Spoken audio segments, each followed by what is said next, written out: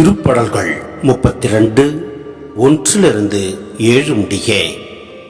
எவரது குற்றம் மன்னிக்கப்பட்டதோ, எவரது பாவம் மறைக்கப்பட்டதோ அவர் பேர் பெற்றவர்.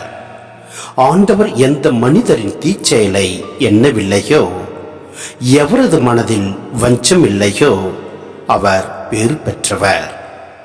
என் பாவத்தை அறிக்கையிடாத வரை நாள் முழுவதும் நான் கதறி அழுததால் என் எலும்புகள் கழன்று போயின.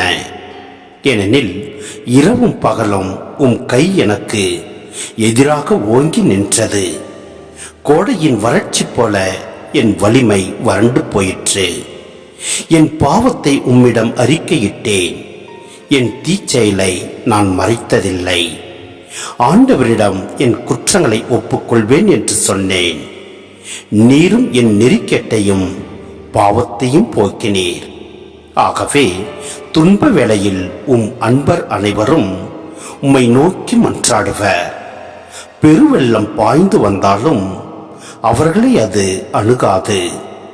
நீரே எனக்கு புகலிடம்.